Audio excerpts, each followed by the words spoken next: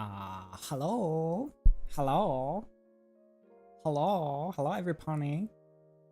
How's it going? Hey, Skillity, Simon Ramano, Lunary, Iku, Ghost XB. Lovely to see any and all of you. Yeah, I'm here. I just got home like at 5:45.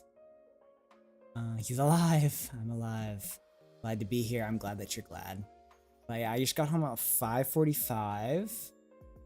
Work went a little late today, a little bit of overtime. So I got home, I washed my face, I washed my face and then I stuffed it full of a bite of pastry and then a handful of sesame sticks. And then I set up stream and now I'm here 10 minutes later. And I got a bottle of vanilla almond spice chai protein smoothie with chai tea, almond coconut cream, and exotic spice blend. Good source of protein, non-dairy beverage, vegan, perishable, keep refrigerated. Net 16 fluid ounces, 1 pint, 473 milliliters, which I've drank. I've drank before on stream, and Iku said it sounded gross when I remember last time I drank this on stream. And it's making me a little bit nauseous, maybe for some reason. I don't know. We'll just pretend that I don't feel slightly nauseous, and maybe it'll go away. Maybe I'm just dehydrated. I also have regular water, which I will also drink. Your local magical girl may make music. May music make music. Oh, that's your name, is local magical girl. I was like, what? It's so long. I didn't know you could have a username that long. I was like, is that a full sentence? I thought it was Webems was your username, and then you just said your local magical girl. But yeah, thanks for popping in. I was half expecting nobody to be here today. Surprised that anybody showed up today. I'm gonna put on my wireless headphones and do some chores. You'll be my ASMR. Oh no. It's not gonna be a very interesting chore ASMR for you, I don't think. There's nothing I'm gonna be talking about that you don't already know about. Ghost XB. But yeah. More water. Chore ASMR. I've always dreamed of being somebody's chore ASMR. So it's been a major goal of mine. So I'm happy to be. Came here, but I will leave soon because 8 a.m. class. Well, have fun. It's your 8 a.m. class. Yeah. No new music tricks. Do you want to, before you go, since you're about to leave, do you want any secret tips and tricks on a specific topic? Nerds never pass up the chance to talk about or hear about their obsessions. Yeah. But I'm pretty sure you're more advanced than I am, Ghost XP. So I don't. But I mean, you can learn something from everybody, right? No matter their skill level. Which, hopefully, I can talk about a few things. Oh wait, Webs, you're. Can I try to look? Are you this at on Twitter.com?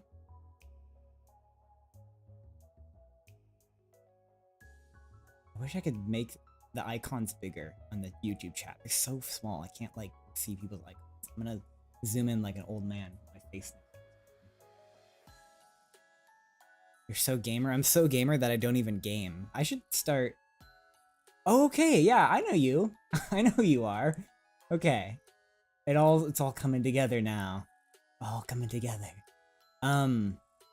Yeah, thanks for hopping in. So I'm gonna open the floor, grab the wall, gas pedal. If anybody wants to, I have a couple topics that were asked in the prompts and on the comments, but if anybody wants to ask anything, like literally anything, and if I know about it, I'd be happy to try and talk about it. People who are here are gonna have priority over the people that ask questions in the forums. But otherwise, I can start talking about compression because I had some questions about compression. Hey Faye, nice of you to pop by. Lovely to see you. We're just doing a little bit of music talk about any topics that anybody wants to talk about. But so yeah, if anybody has any topics that they want to discuss, just pop those in chat and I'll see if I know enough about them to talk about them. Also Lura too. Wow, there's a lot of people today for some reason. I don't know why everybody's maybe I was gonna say maybe everyone's doing something today, but maybe nobody's doing anything today. Why is there multiple types of saxophone? Also rhythm. is rhythm a question? Just what is rhythm? Multiple times of saxophone. I'm a sax player, I know. Well, if you have any extra sax player knowledge, let us know too. But there are multiple types of saxophone because they play in different keys, right? And they play in different pitch. What would you call that? Like pitch quadrants, segments? So there's actually a lot of saxophones. There's a lot more than some people realize even, because there's the 4 main saxophones, right? Let me actually pull up Opera GF.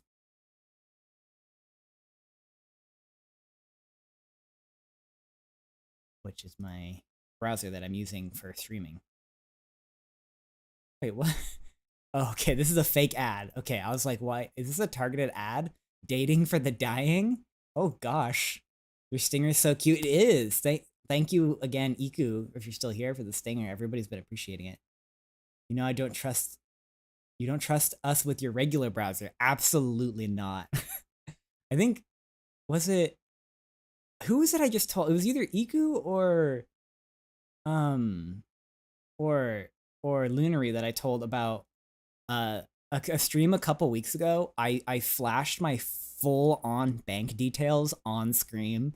I made me want to scream on stream. I literally had like my full bank account like information like on a notepad because I opened up notepads because I wanted to read a note that I had, and it just auto opened to just my bank account, and I was like, oh no. And I just said nothing. I didn't call it out. I didn't go like, oh no, because I was like, I'm not gonna call attention to this. And I just very quickly like tabbed out, and I'm like, oh my gosh. I'm just gonna pretend nothing happened, and then after stream, I'm gonna private the VOD, and then I'm gonna find it. And it took me like probably a good 30 to 40 minutes to find it because I didn't remember where it was, and it was like a 3-hour stream. And I'm like, I need to cut out like literally like a second of the stream, like 1 second. I had to look for. I had no idea where it was. It was yeah. Rhythm question. So wait, what's the rhythm question?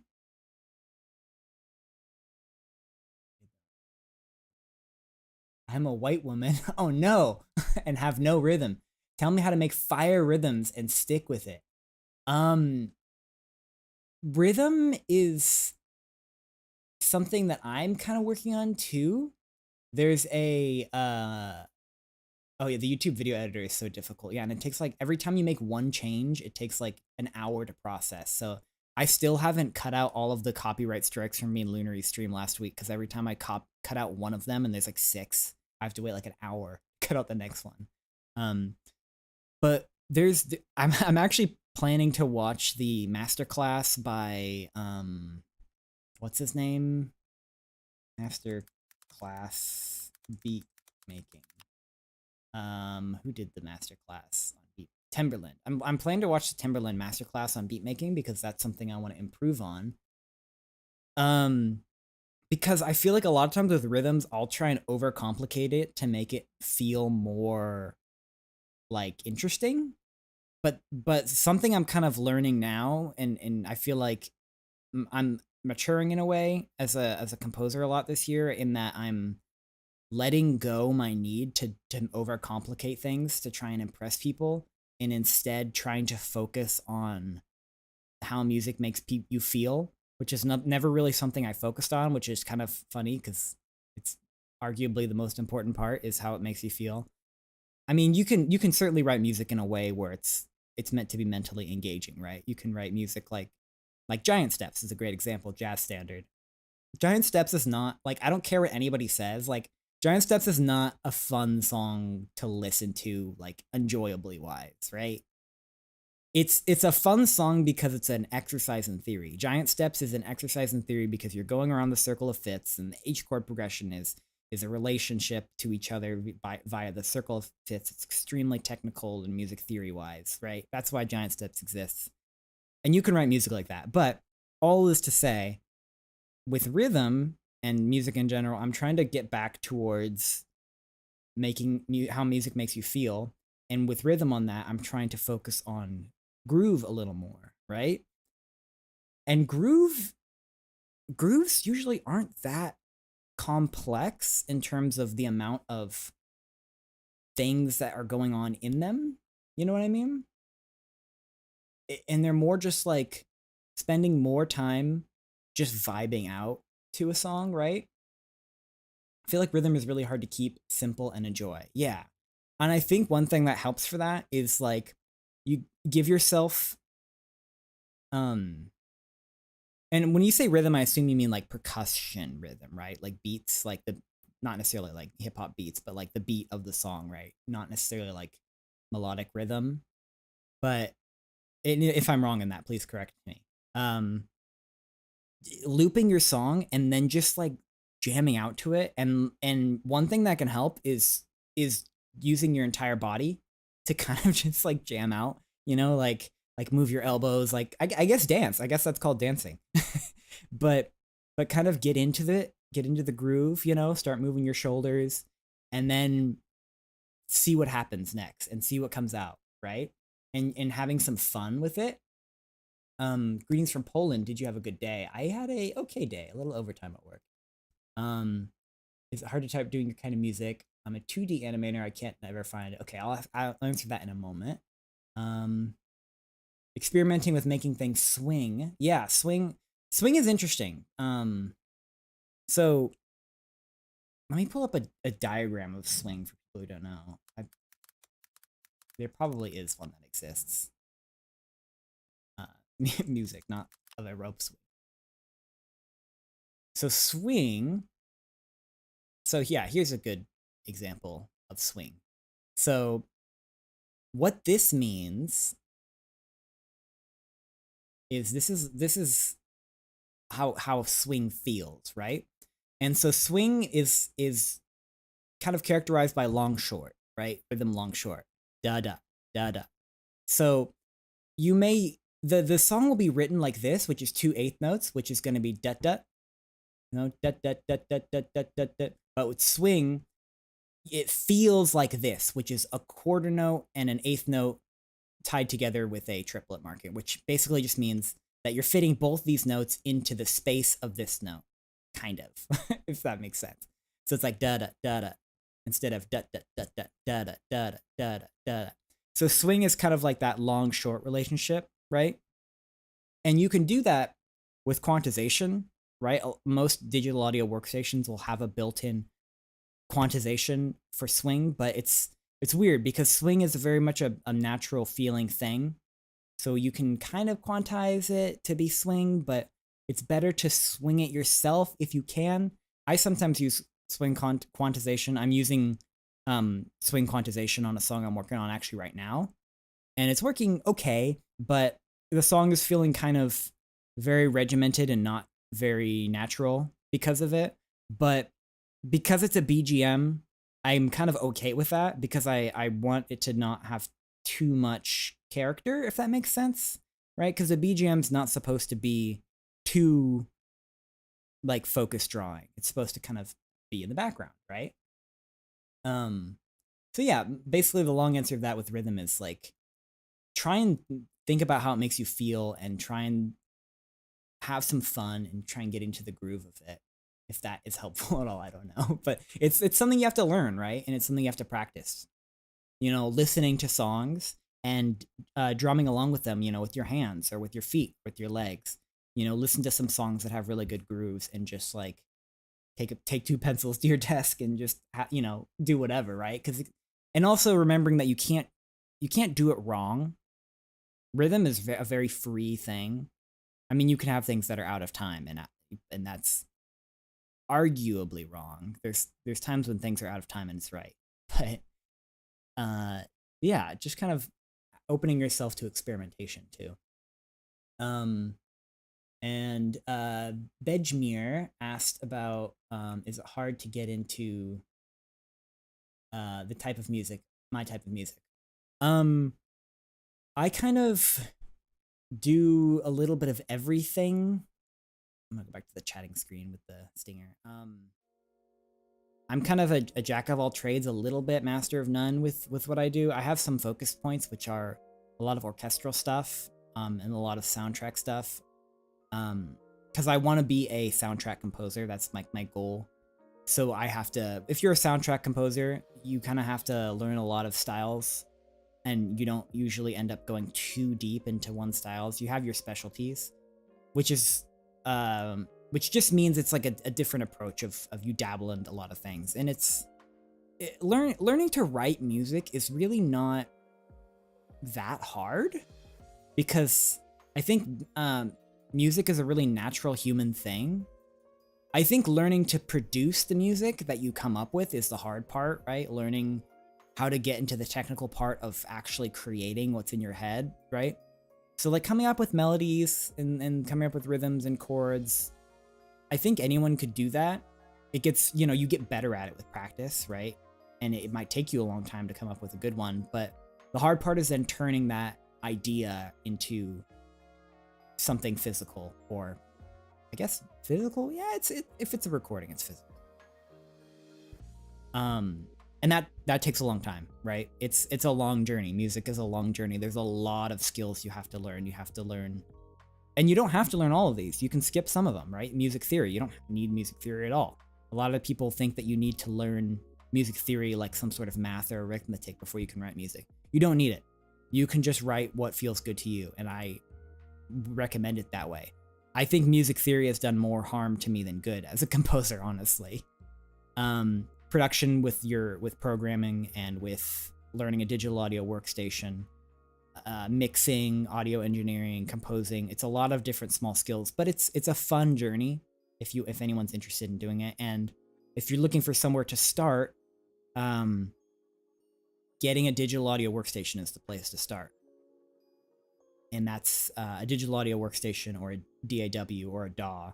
Example would be Fruity Loops, FL Studio, Studio One, Logic Pro, which is what I use, Pro Tools, which is the industry standard for studio recording. It's kind of starting to phase out because it's not as up to date as some of the other ones, in my opinion. And I think most people would agree, but Pro Tools is still the industry standard for recording studios.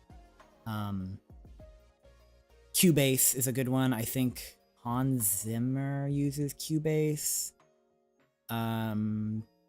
Just Cakewalk. There's a ton of them, right? And they're all good. And then back to the saxophone question, actually, real quick. So there's the main 4 saxophones in the saxophone family, being the soprano, the alto, the tenor, and the baritone. They've got the bass here. I wouldn't consider the bass in the main family of saxophone. The bass is a kind of a specialty, maybe even a novelty, I would say. But your most common that you'll see is probably alto, followed alto and tenor. I don't know which is more common. They're both pretty much tied. But the alto saxophone is in the key of E flat, I believe.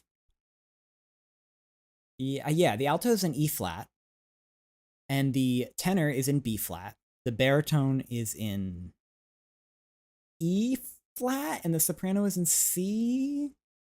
Let me double check that. It's been a while since I've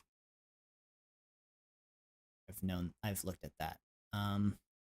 What key is each saxophone? But what does that mean? What does it mean for it to be in a key? A soprano is B flat, alto is E flat, tenor is B flat, baritone is E flat. So what that different keys are really hard to explain if you're not a musician.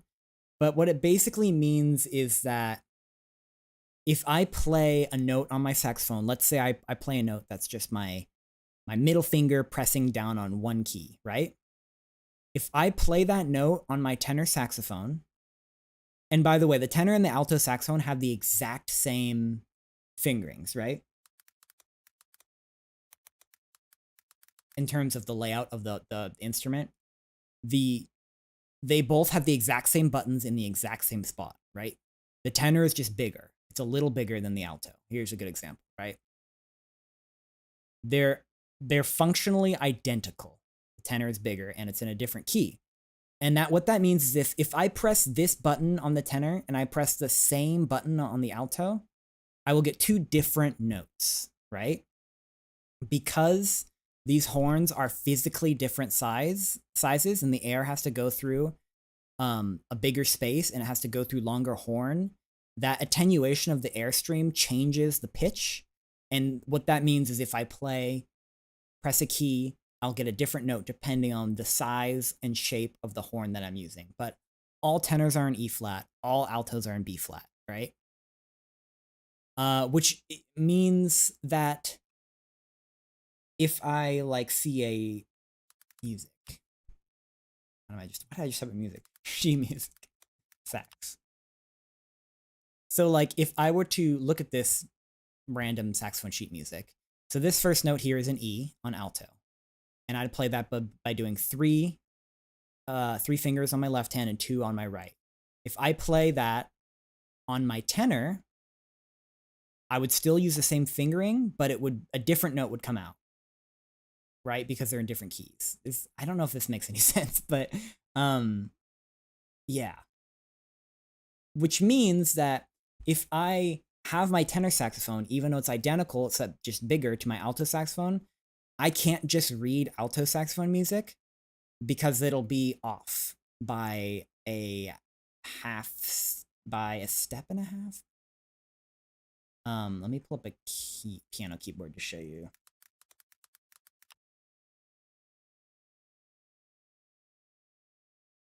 So if you look at the difference between a B flat and an E flat, they're pretty. So here's a B flat, this black note. Here's an E flat, here's this black note.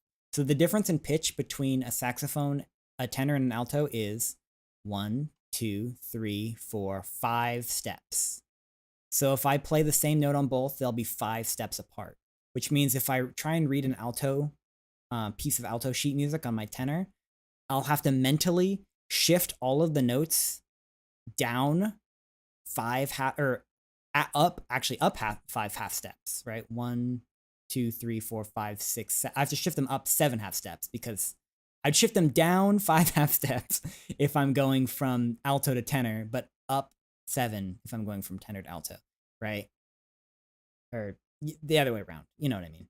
Or you don't, maybe. But which is all just to say, different saxophones are in different keys, and they have different pitches that they're at. The smaller the horn, the higher pitched it is, right? And there's many, many saxophones. There's not just those 4.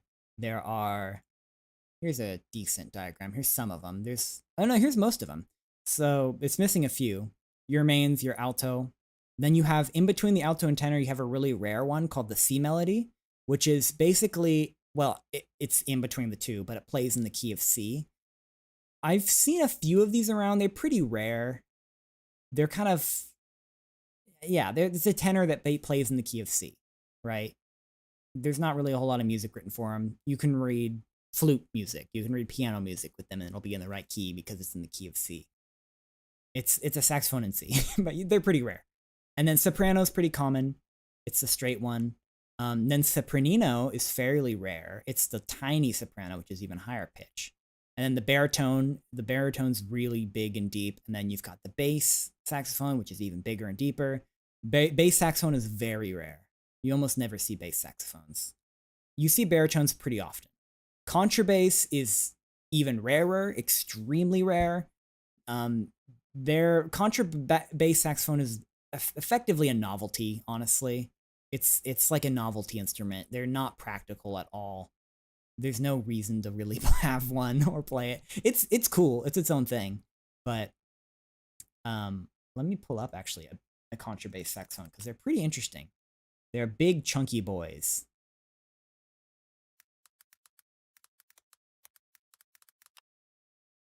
And they're extremely low. Contrabass duet. Hopefully I don't get copyright struck for this. What did I miss while I was on that? While I was on that tirade.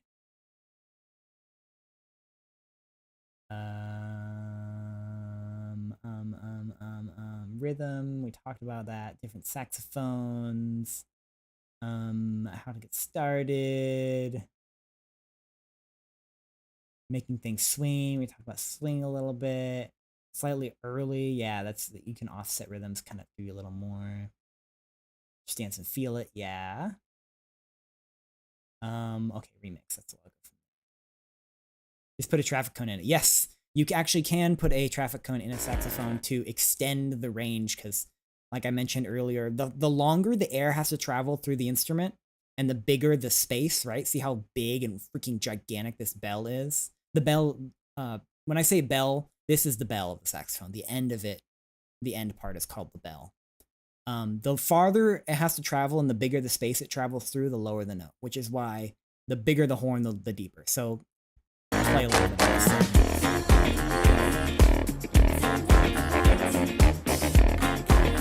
Right, it's extremely low.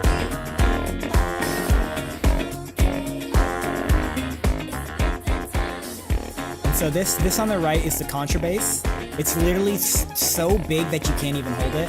And then this on the left here that this guy has, this is the bass saxophone. Both of these are extremely rare. The bass is less rare, but it's almost, you never see a bass saxophone, really. And I'm sure Ghost XP obviously knows about this, but there's a famous, I don't remember his name, street saxophone player who does put a traffic cone in his bell.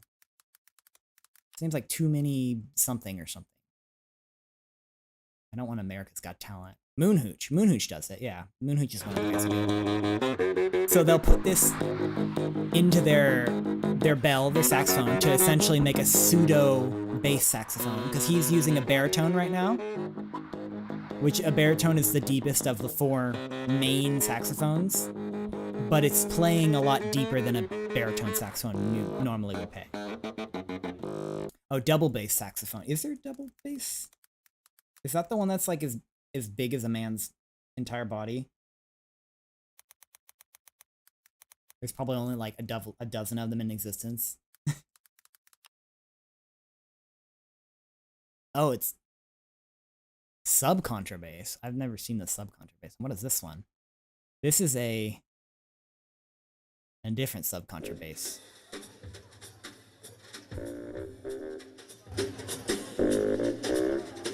Yeah, it's a novelty instrument. There's no practical application for this thing. It sounds like a fart in a hot tub. And there's a really chunky boy. Look at this boy. I like this guy. It's like a big fat baby on a tripod. It's practical application, sax go low. Yeah. I mean, the keys on this thing alone are as big as my head. It does sound like a fart. Also, hey, Snack. Yeah, it's a fart in a hot tub. What is this? What about the octo bass? My name is Colin. Hi, Colin. To change it means it is actually below. This bow is big as a war sword. Yeah. This is why you don't see instruments like this. They sound freaking awful. It sounds like a car going over an overpass.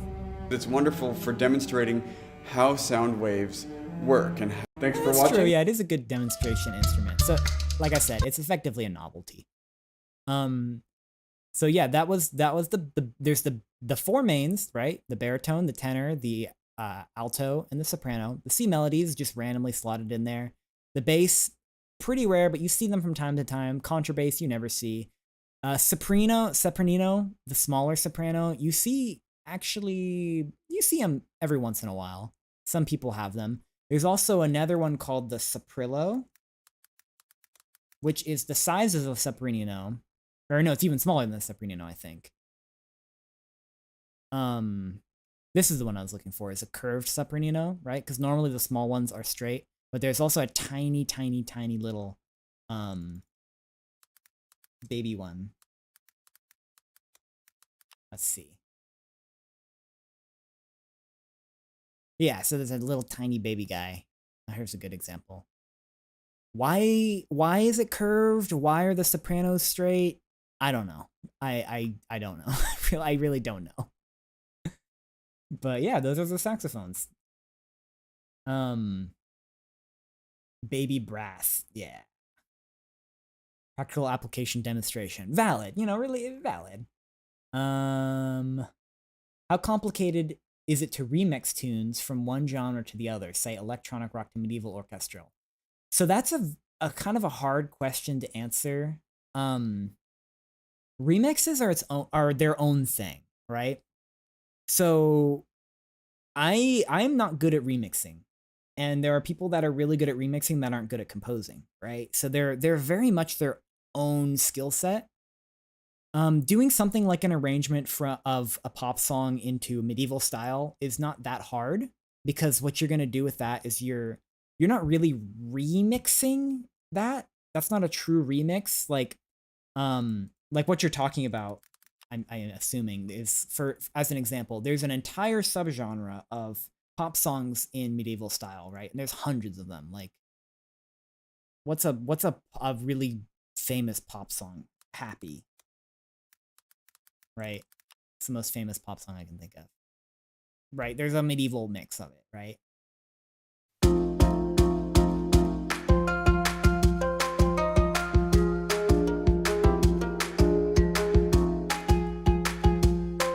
It sounds kind of Eastern with those chords.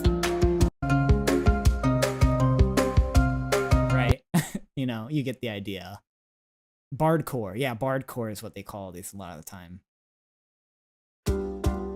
Also, the Opera GX ad blocker is great. It actually works. I really want to stay at your house. That one's done pretty well. Let's see. I really want to stay at your house, Bardcore. But yeah, there's literally thousands of these, right? Skip to the middle. Yeah, so you get the idea. Yeah, so making something like this is not very difficult. I'm not saying it doesn't require skill and time and effort and investment. It does, but essentially, like Lura said, it's more of a rearranging of the song than a remix. What you're gonna be doing is you're gonna be, on piano or whatever instrument, or you're gonna be remaking the MIDI, recreating the MIDI of the song, the MIDI data, and you're just gonna be plugging it into a sample library and then doing the instrumentation of it with that sample library. It's the kind of thing you could do in one sitting if you really wanted to. It'd be a pretty long sitting, it would take you all day. But you could make something like this in a day if you knew what you were doing. And if you're really good at arranging. I'm not very good at arranging and transcribing, which transcribing, what that means is if you hear a song and you then write it out, specifically as sheet music, but for this sake, I'm going to say for sheet music and MIDI, or sheet music or MIDI. Some people are really good at that, right? And it's something that comes with practice. So basically changing the instrument. Yes, but you have to write out all the parts is the hard part, right? So you have to listen to the song and write out all the parts yourself, or, some people just rip off the MIDI from somebody else who does it online. A lot of people do that. If you do that, you could make something like this in 2 hours. If the MIDIs are, you could make a shitty version in an hour, if the MIDI, somebody has already arranged the MIDI, which a lot of people do. Like, I bet I can find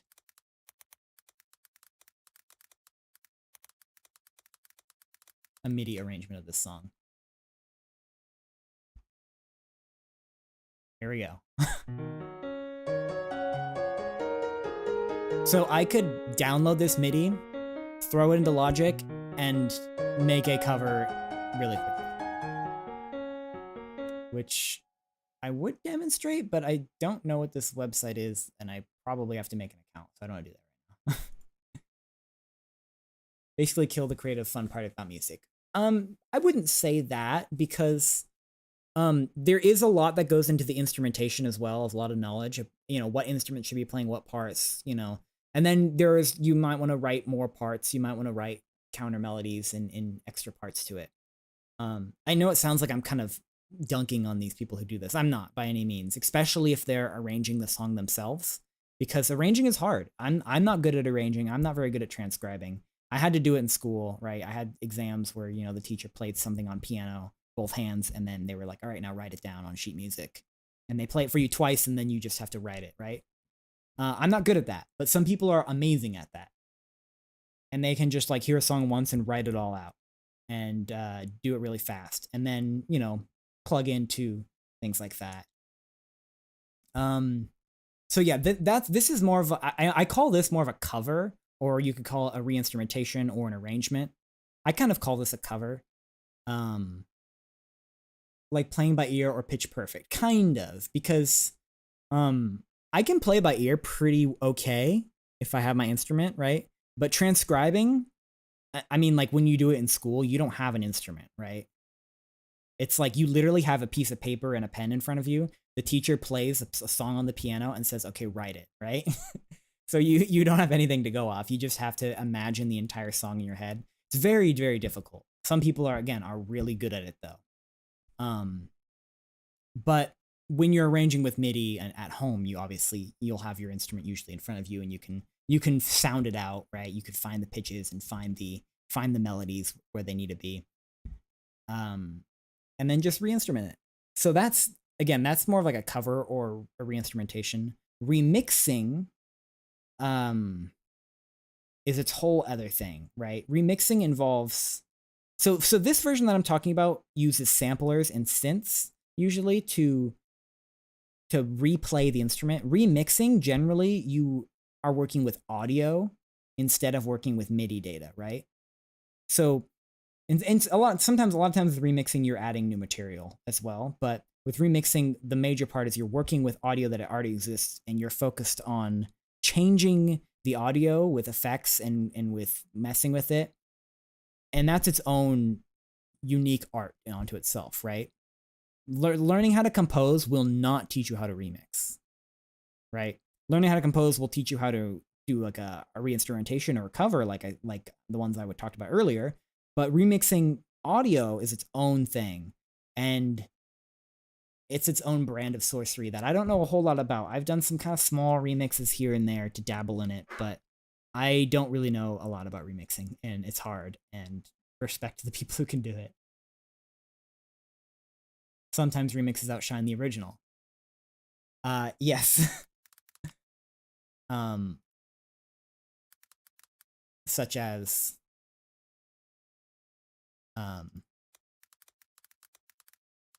you know, you've got this song with 74 million views, and then you have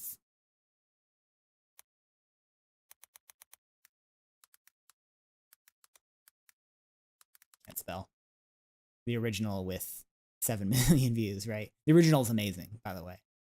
But you know, sometimes the remixes have 10 times more views than the original, right?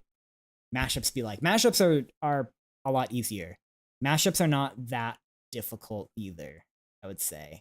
You kind of just match the tempo of two songs, and I mean, I've done mashups. I've done oh wait, let me pull up a mashup real quick. I don't have this on this hard drive, but I do have something privated, I think, on my YouTube. Let me see if I can find it, because I got copyright struck. And if I play it Now I will probably also get copyright struck. But oh well. See if I can find this real quick. Content. Slipknot.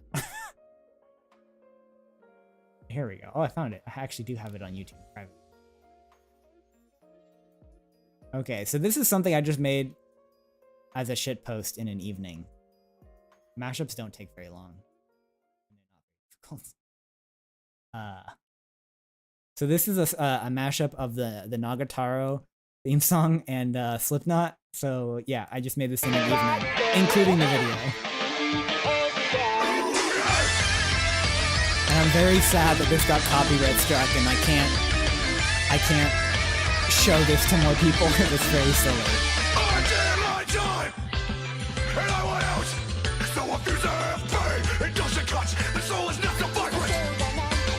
So it's not very good, but I've literally never done a mashup before. The reckoning, the sickening, packaging subversion, pseudo segment perversion.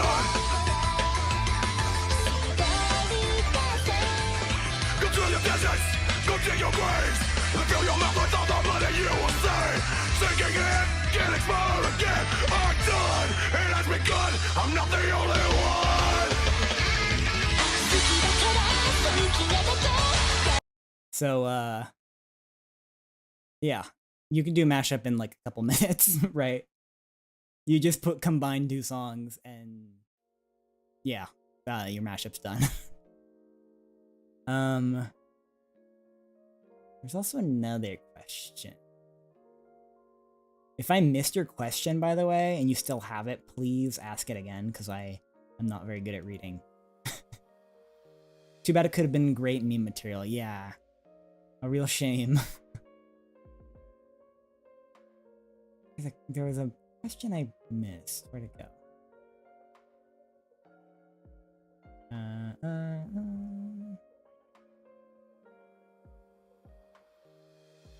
Tenor clarinet. What is a tenor clarinet? Daniel says he has a tenor clarinet. I don't know what a tenor clarinet is. Oh, is the regular clarinet considered a tenor clarinet? I know regular clarinet and bass clarinet. Tenor. Or are you just comparing tenor? There's an E-flat clarinet, a B-flat clarinet. So the E-flat clarinet's a little shorter and stumpier. The B-flat one's a little longer. I don't know which one's more common. I think most clarinets are B-flat.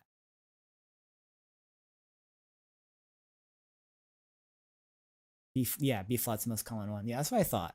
And then alto clarinet, I don't really know anything about alto clarinet either. Bass clarinet is common. Bass clarinet and B-flat clarinet are going to be your two most common.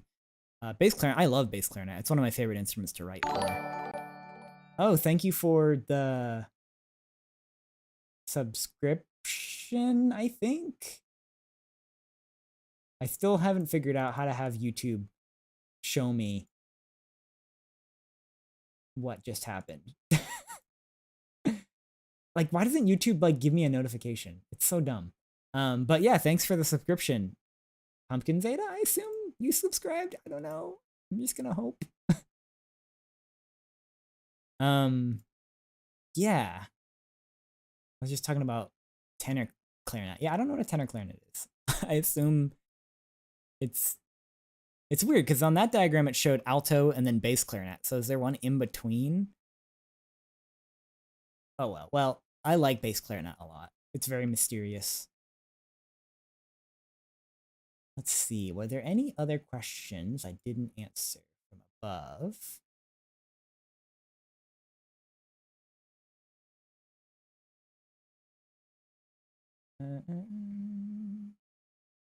I think I answered all of them, right? Yeah. Let's just assume I have, and if anyone has any fresh ones, they can go ahead and ask them. If not, I will go ahead and answer one of the ones from the doc, which is about compression, not to be confused with depression, which is something that makes you sad. Compressors don't make you sad. Compressors make you happy. Maybe. So you're all familiar with sultry. Sultries is like a isn't sultry like a song that's something to do with the church, right? Or no? Sultry is a, let me look it up. Sultry is a zither? Yeah, it looks like a zither. One of the many flat zither family instruments. Why do drums not have notes? Drums do have notes. That's why you have to tune a drum set. Yeah, drums actually do have notes. They're considered non-timbral a lot of times. Like certain like a drum kit would be considered non-timbral, right? But because pitch is just sound, right? And everything has pitch. So drums do have pitch. So people have tuning keys for their snares, right? And they will tune their snares. It doesn't really matter as much, right? If your snare is quote unquote out of tune. Why can't I control it to make music? Who says you can't? I mean, I think a great example of that would be a timpani, right? A timpani is a big drum that is a pitched drum, right? So the timpani, each of the four, usually there's five right here, but usually there's four. Each of these four timpanis will be tuned to a different pitch. And then there's a pedal on the bottom, which you can use to tighten or loosen the skin of the timpani. And that's how you change the pitch of a drum, is you tighten or loosen the skin. The tighter it is, the higher the pitch will be. But timpani is a pitched percussion, right? It's on the wrong browser there. I want trombone with drum. Yeah, timpani, you can do that. You've got a pedal where you can change the tone of the timpani. Maybe like timpani tuning.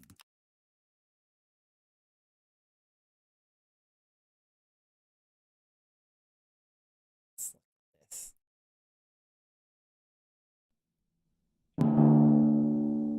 So the tone of that is ba,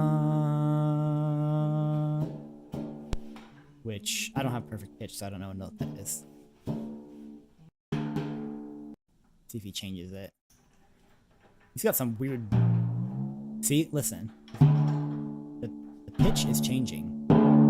I'll go back to that little. Boing. Like, it's literally a trombone, right? Not literally a trombone, but.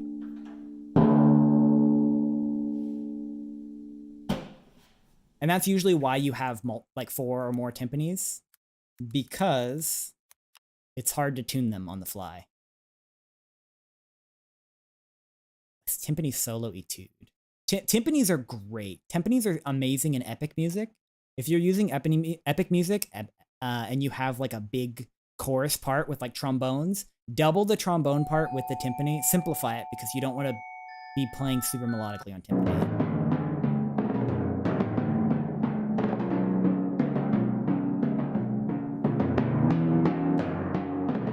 See, he's with the pedal, he's changing the pitch.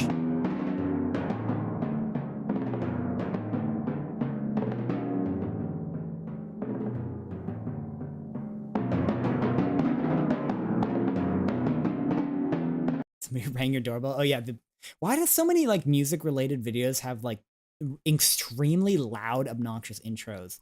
The worst is like a karaoke or a jam track. You're just jamming and like it goes to the next one and it just is like blows your speakers out and it's like Jam with Jim's channel. And there's like, Jesus Christ. That happened to me last night when I was listening to some karaoke.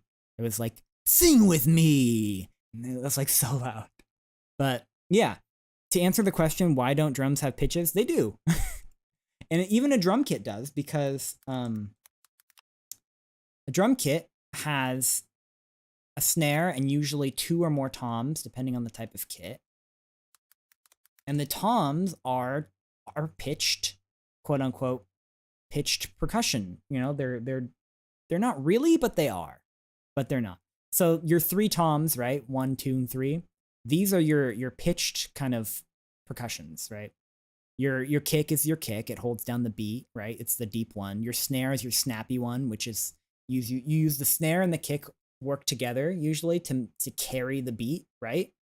And then the hi-hat also is used to carry the beat. So let's do like a drum solo.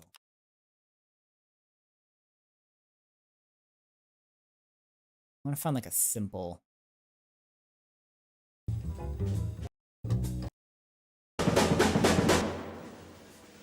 I've seen this video before. This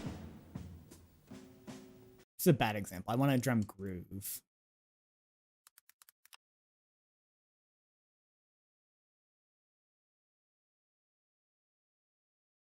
Max Sansalone, funky drumming. So yeah, so your snare and your kick and your hi-hat are carrying your beat, and then your other two cymbals, usually two, maybe sometimes more, sometimes less, and your 2 to 3 toms are your fill drums. So right now he's doing kick, snare, and hi-hat, right, carrying the beat. Let's see if he doesn't fill. He's just kind of beaten. Oh, and the ride. The ride is sometimes used to take the spot of the hi-hat.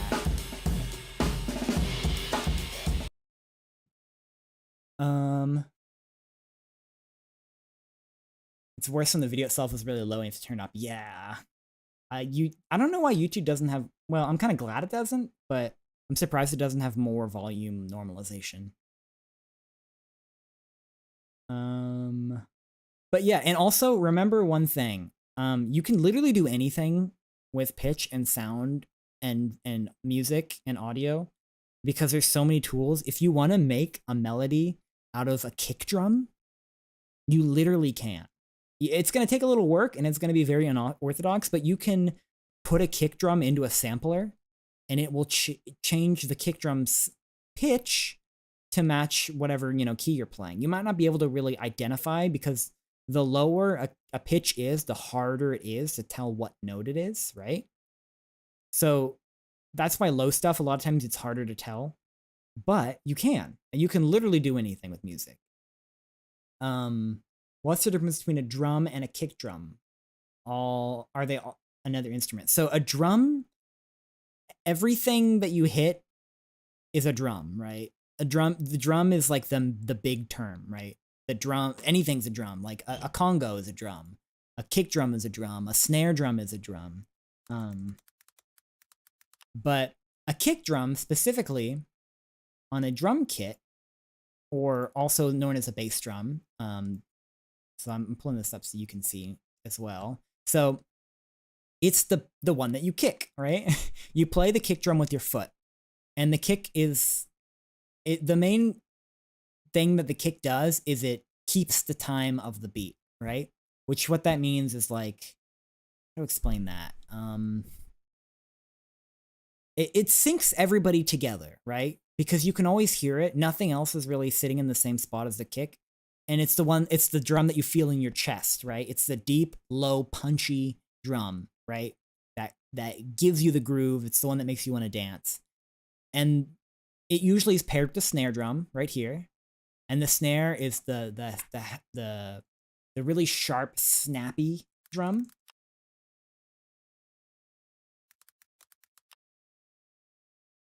And snare drums have a underside of snare drum. Snare drums have like I don't know what it's called. I'm going to call it a chain. It's not really a chain, but under snare drums, they have this piece of like metal, like lace, I guess I could call it, that sits against the head. Well, not the head. The head's on the top, but it sits against the bottom of the drum. And this like piece of metal, like vibrates when you hit the snare, and that's what gives it the snappy kind of noise. So here's a snare drum, right? Hopefully.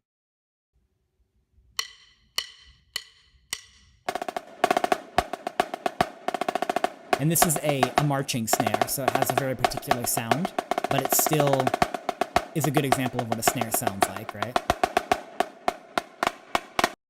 And if we go back to like a drum groove, we're going to see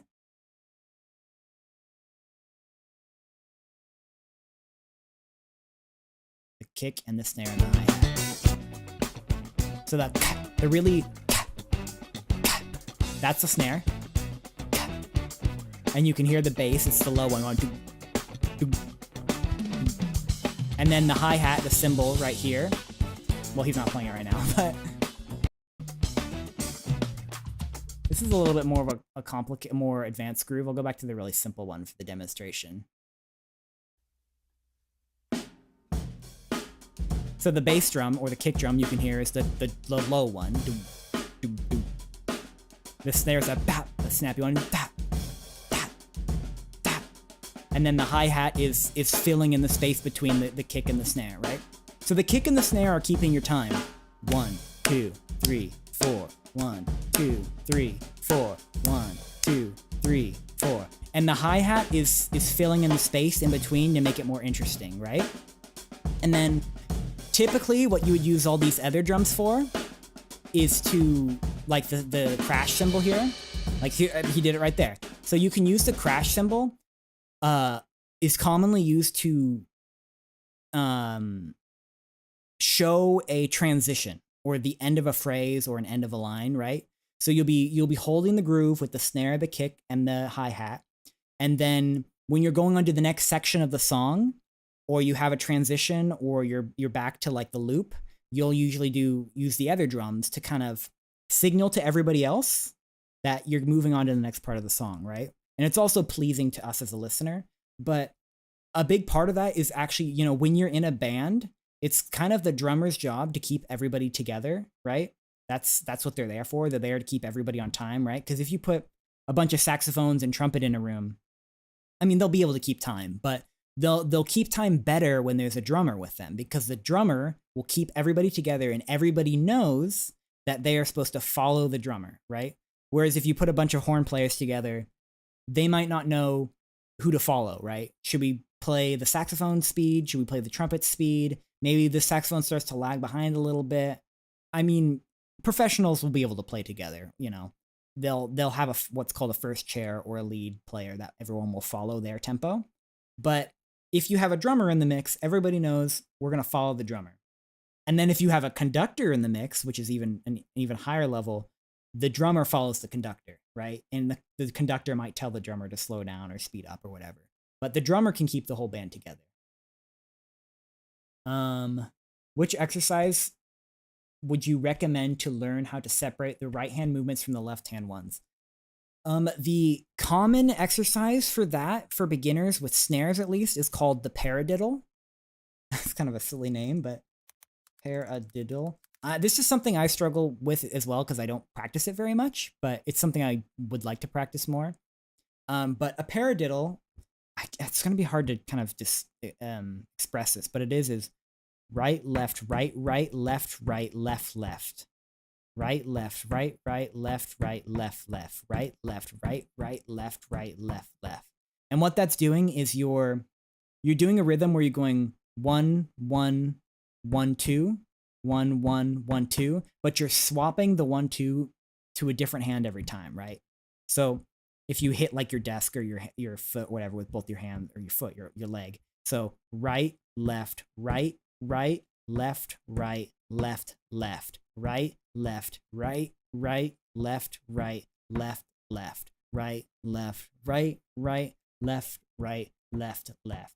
So that's a very basic beginner exercise for, and then you speed it up, right? Right, left, right, left, left, blah, blah, blah, blah.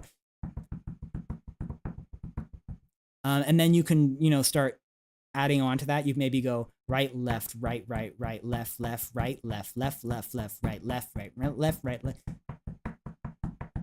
Right. So those are some exercises they'll teach marching snares. Let's see if he does the same way. Accented right hand, Left, right, right. right, right. Yeah. accented left, right, left, left, right, left, right, right, left, right, left, left. And it's harder than it looks. left, right, right, Left, right, left, left. Especially when you speed it up. left, Right, right. left, right, left, left, right, left, right. Hope you're all following along. Right, left, left, paradiddle, paradiddle, back, forth, double, back, forth, double, right, left, right,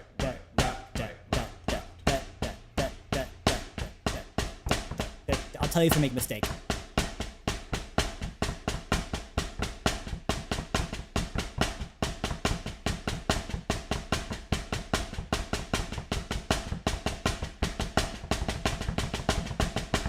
I made a mistake. So yeah, that's the paradiddle, which is kind of like a beginner exercise for concert or for marching drummers. But it's tricky. It's hard if you've never done it before. But it's fun. It's a fun thing to practice. I used to practice it in class. And then there are more exercises. And just doing things like that will help you kind of start separating your right and left hand, which is very difficult. It's extremely hard to separate your right and left hand. On stream 2 weeks ago, I was trying to play Heart and Soul, and I couldn't do it because it's been a long time since I practiced piano playing left and right hand together. And I used to be able to play like something like that, but I need to practice again, and I'm out of practice with it. And like anything, it's just practice. I should draw Zephyr with the Shaco hat. That would be amazing. Do that instead of paying me for the thing we're doing. The secret thing we're working on. Shaco hat. Oh, can we? Oh, can I nerd out about drum major stuff for a second? Let's see. Also, Kyo, did you ask anything? Yeah, it's just practice, right? And it's hard. Ohio State drum major auditions. I want to see my boy Jason. This one. I used to nerd out over this video so hard.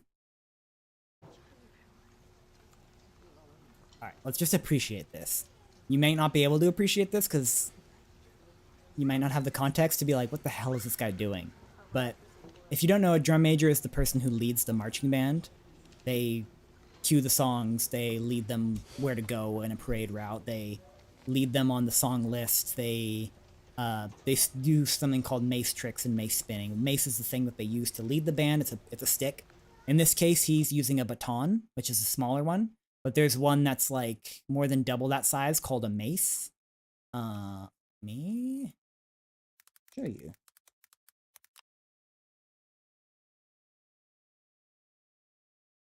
I want to see somebody holding it. Did I click shopping? I did. That's why.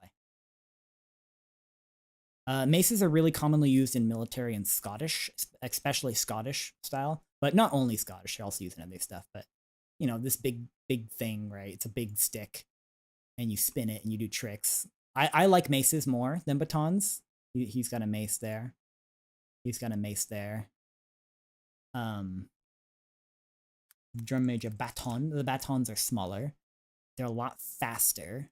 They're also easier to lose control of. See, the baton's smaller. I like maces better. I used a mace when I did drum majoring. I used a baton a few times. I used a baton in a few football games, but I dropped it like multiple times because it was so light. It just flew out of my hand and went across the field. During field shows as well, right? Not just like when nobody was looking, when like 1,000 people were watching. I just dropped this thing like 4 times. And I was like, whatever. But this is one of my favorite routines. Candidate number 6. Zeffy is an anime girl can't baton.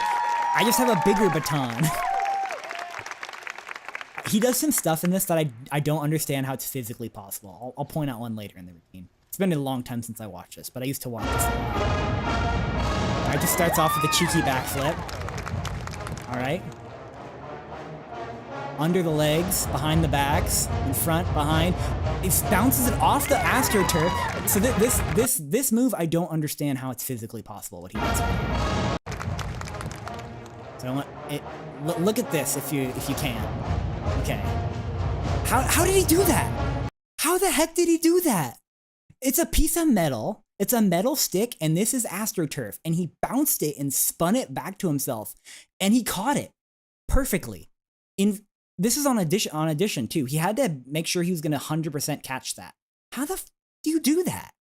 That's not how physics work. I'm gonna watch this at lowest possible speed. All right, here it goes. Throws it. It's spinning. He spins also. Bounces back to him. Directly into his hand. How did he do that? I don't know how he did that. I don't get it. I don't know how the music community managed to do a lot of this stuff. It's just practice and specialization, right? That's why you have a bunch of different musicians that specialize in different things. But yeah, that move is insane.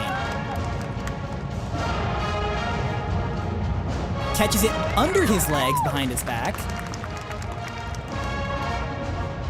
And he does so much small stuff in this that, like, it looks easy, but you can't even describe how hard some of these things he's doing. Again, third catch under the legs. Some just really solid prop spins and roundhouses.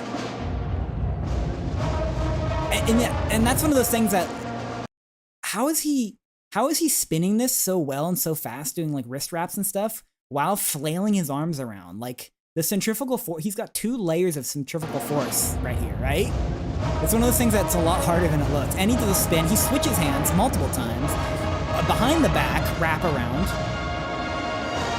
Let's look at the behind the back again. That clean, look at this. Uses the momentum of it and the weight of it, boom, behind the back, catches it in the other hand, flips it over his arm. Catches it, throws it behind him under his legs, catches it in his front. That was an around the neck right there. Look at this. Wraps it around his neck. That was a behind the back spin again. That's a horizontal spin with a, what is that called? That's called a helicopter or something. So look at this. He spins it, flat plane, and he bounces it several times while it's still spinning on a flat plane. Then rolls it to his other arm and spins it on the palm of his hand. Look at this. Spins it, flips it to his other hand, spins it on the palm of his head, on the flat hand, the palm of his hand. And again, he's done a bunch of throws and catches in this. One of those things, again, this time though, he threw it horizontal. So the thing, it's spinning horizontally, catches it horizontal instead of vertical like he did the other times. Throws it under his leg, mid-jump, catches it, one-handed. I'm like being a sports commentator with this. Bit of a rough toss there, but he threw, like, let's count how long that thing was in the air. 1, 2, 3, 4, 4.5 seconds it had air time, and he caught it. Which, by the way, when this little baton is spinning in the midair, flying through the air, like 50 feet above you, it's hard to see it. I think he won, by the way. I think he won the tryout, because just insanity.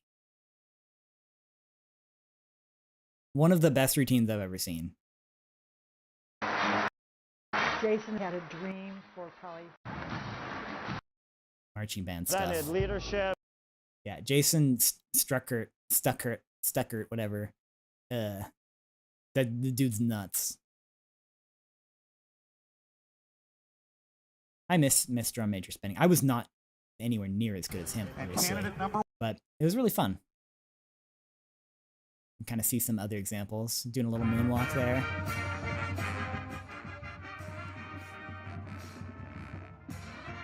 Really? Oh, he dropped it. Happens, you know. The amount of times I've dropped mine. Still a very solid routine. It's so anticlimactic though after watching the last guy's routine, even though this routine is really good. Well, I mean, he's dropping it a lot. But I would rather, one thing I actually learned from when I was doing this is that I feel like it's better to go for the risky ones and risk dropping it, but also risk pulling them off than it is to just have your routine be safe, right? Because we had my junior, because how we did it with our schools, we had one senior drum major and then one junior drum major that was like the person that the senior would mentor and like train up to be doing it next year and all that, and also they would split the duties. So my junior, she was very good, but she was very safe, right? So she would go out into the field on the field show and she would just do really, really simple moves. She would kind of just do prop spins, which is just a really simple spin it in front of you move. And she'd just sit there and kind of just do prop spins for the whole song. And it's fine. There's nothing wrong with doing it that way, but it's not very interesting. People weren't really getting hyped.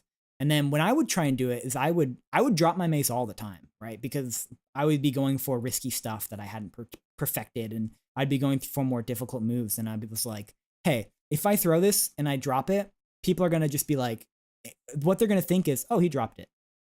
And they're not going to care really. They're just going to be like, oh, he dropped it. But then if I do it again the next time, do a really risky, flashy move, I land it, they're going to be like, oh, he landed it this time, right? And the crowd reaction is much more fun when you're doing risky things, even if you're failing. And as corny as that sounds, I feel like that's a really good life lesson. Not for all situations, because some situations you want to play it safe, but there's a lot of times in life where you should really just take the risk and just do things, right? And go for the more difficult choice and go for the thing that you maybe risk more, but you have more reward, right? And also knowing that if you mess something up, you fail in some way, you drop your mace, you just pick it back up and you try again, right? And I don't know, that's really corny, but that's what I learned from when I did that.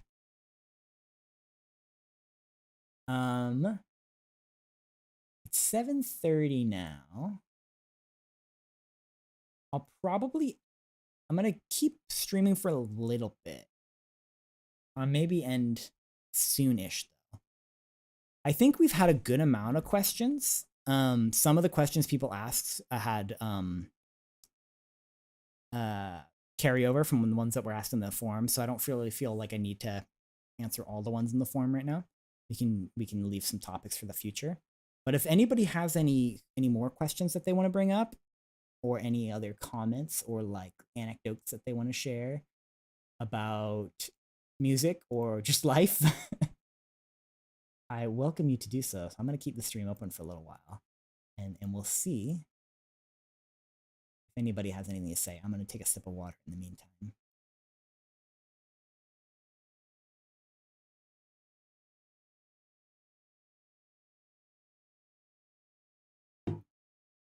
Let's see.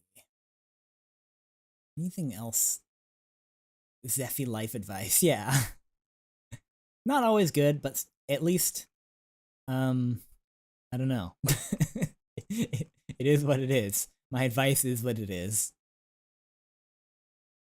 I tested 32 different microphones on saxophone and flute. Yeah, so I think I'll just hang out until 7:30 and see if anyone else has any other questions. And if not, we'll wrap it up at 7:30. And I'll consider this a successful stream. And thank you preemptively, everybody who came in tonight. Really lovely to see you all. It makes it much more engaging and entertaining if people are here to kind of share this time with. And it actually gives me some content when you ask questions. So thank you for asking questions. Otherwise, I'd just be sitting here twiddling my thumbs and trying to find something to do. So thank you for that, the questions that you asked. I was a little worried that nobody was going to want to be involved, right? But yeah, thank you for being involved. Any weird, cool, interesting instruments that I want to... Oh, I want to talk about... I ordered a new instrument this week. I haven't bought an instrument in a long time, but I ordered a tongue drum this week, which is coming in a couple of weeks, which I just want to experiment with and see if I can do something with. So a tongue drum is a pitched... Colorado. We'd love to make one for many years. One of these guys. One hand, one mallet. Easy could it actually be? Hours of free boner. As until next time. Let's find like a demonstration of somebody playing. This looks like this Upper GX ad block is working pretty good. This one kind of sounds like a phone alarm, this song. Not in a bad way, though. Oh, it's got a little,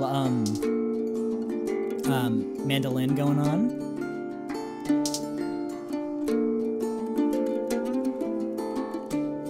Very magical, right? So I ordered one of these from these guys, Mana Stone, because they're a made in Colorado, made in America company. So I was more interested in that than buying one from a factory in a country that has factories.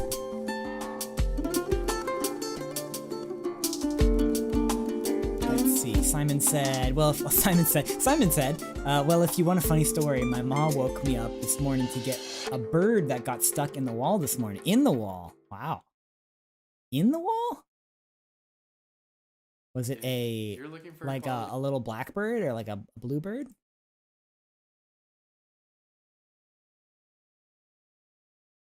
But yeah, I bought one of these drums, and we'll see if I can make music with it.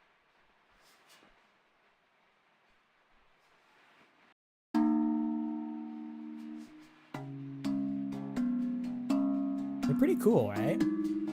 I know Ben, I don't think he's here tonight, but Ben has one of these. He has a different, not a Mana Stone one, but he has a different brand, but the same instrument, right? And what he's doing with this one right now is how you cut these and the size of the way you cut them and the shape and where you put them will determine the pitch of what they sound like when you hit them. So with this one, what's kind of interesting is notice he's flipping it because he's tuned each side to a different scale. So he can flip it and it will change the notes. The exact same thing I was talking about earlier with the saxophone, where different saxophones of different sizes will be in different keys. So you may hit this same spot on the other side, but because it's tuned differently, it'll play a different note.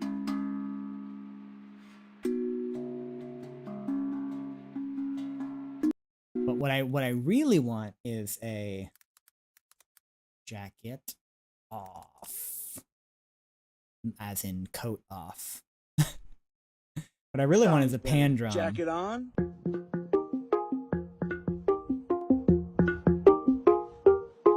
Jacket off. Or jacket off.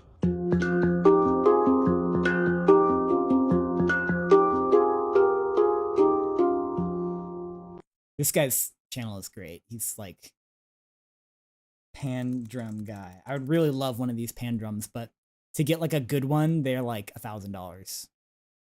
So I'm not really down to spend $1,000 on this.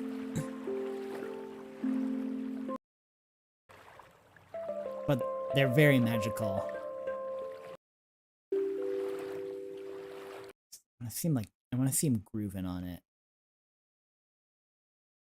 A little more high energy. Like this one. I don't know. Let's pick it randomly.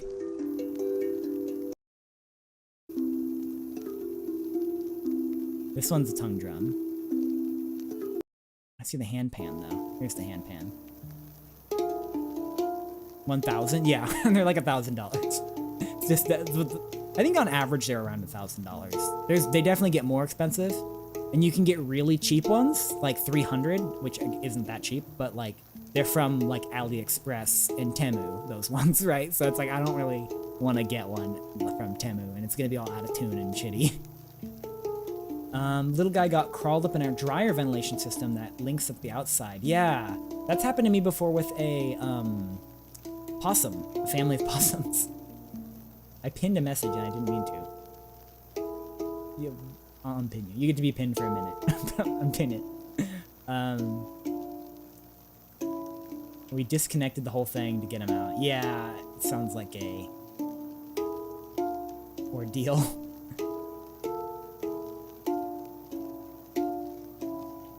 But yeah, aren't these things cool?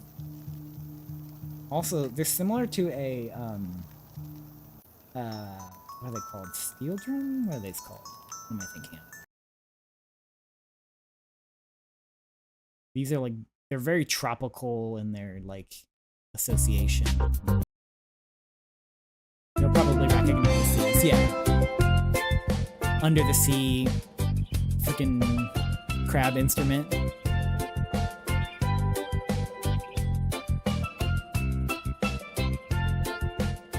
I don't like these ones as nearly as much as the handpan though. I like the handpan way more.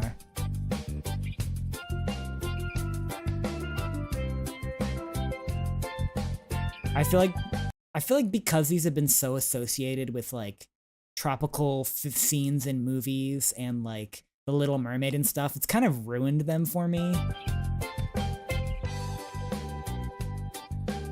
The other day, me and my sister and her boyfriend we'd left a speakeasy bar and we were just walking around and we heard like some steel pan drum music outside of a restaurant, and we were just chilling. We're like, oh, it's weird, they're playing steel pan like on the sound system.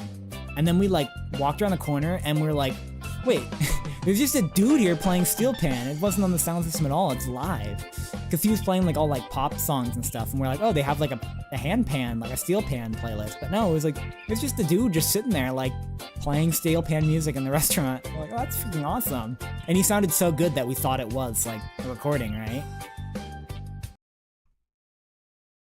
I used to have not one of him. I didn't have one of him. I don't want one of him. No offense. I used to have one of these too, or my parents did. But we never had the mallets for them, so I could never play it.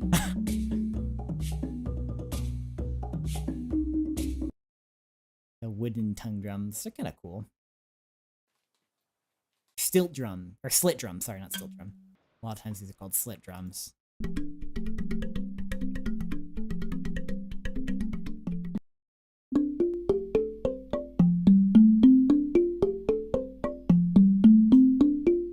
Alright, here's another pitch percussion for you. Pin privilege. I only have one pin. That makes sense. Yeah, only one. I'm gonna pin Lunari's typo. Percussion's just a random item that you make sound of. Exactly. What is some... Have you guys seen the Mahler hammer? My parents went to a performance this last weekend of Mahler's his sixth symphony. And there's a part in it. Mahler's famous for the Mahler hammer, which is mayonnaise an instrument? It can be. Mayonnaise, you could probably play mayonnaise like a guica, maybe. You know guicas? Guica. I don't know if that's how you spell guica. You might recognize the sound of the guica once you hear it. What? On there. This guy looks like he knows about guicas.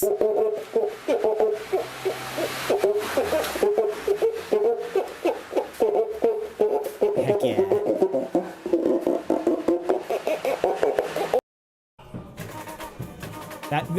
Here's a better guica.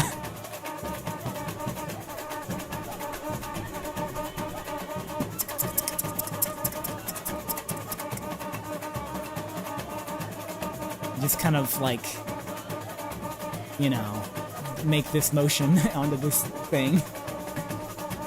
You need to be bigger so fart sound intensifies. No! Don't ruin the guica.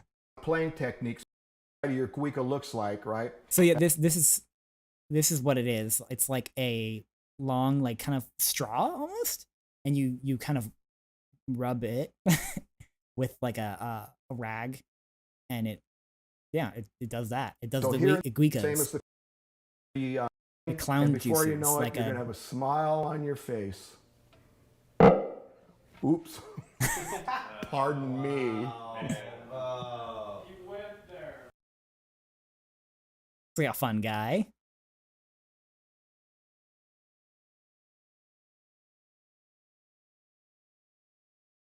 Fun guy because he's mold. He's not mold. Anyway, Mahler hammer. So the Mahler hammer is a percussion instrument which is just a wooden box with just a comically big, like cartoon-looking hammer that you hit it with. And it plays twice during the symphony. there's a spot for it to be played a third time, but I won't say anything.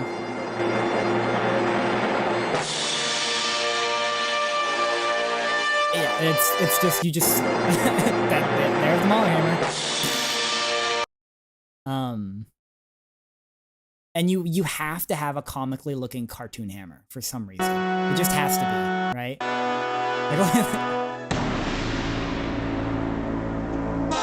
And a fun fact about the Mahler hammer and the Sixth Symphony specifically.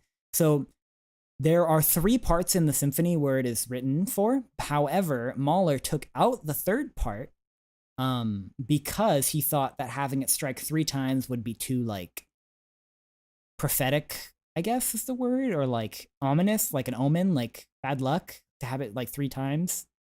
So yeah, he took out one of them and was like, only do it twice. You can play it the 3rd time if you want to, because like we know where it was supposed to go, right? Because it was on the original music, right? Yeah, Bad Juju, exactly. But you can play it if you want to, but usually it's not. But it's kind of just a fun fact. And the funny thing about the Mahler hammers is they're usually made by whatever symphony, right? They just make it however, right? And it's usually just a box with a hammer.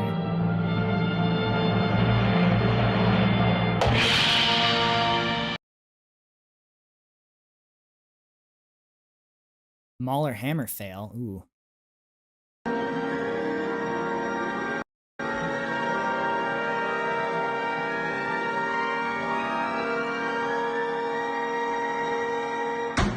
Oh, skipped right when it happened. Yikes. Yeah, I feel bad for the trumpet players who sit in front of the Mahler hammer. You familiar with the Inuit throat singing? I know a lot about Tuvan or Mongolian throat singing, less about Inuit throat. I think I've heard Inuit throat singing before. I remember it's somewhat similar to the Tuvan or Mongolian, but a little different. But yeah, throat singing is very cool. Hitting it like a 3rd time is like saying Macbeth. Yeah, exactly. Or saying good luck. Oh,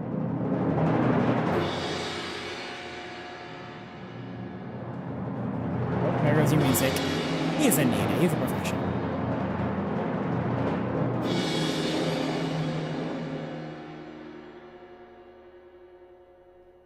Look at that hair. Ich weiß nicht, das ist nur eine Frage.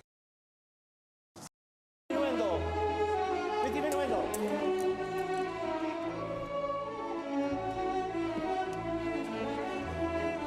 Das lasse ich für Geld geben.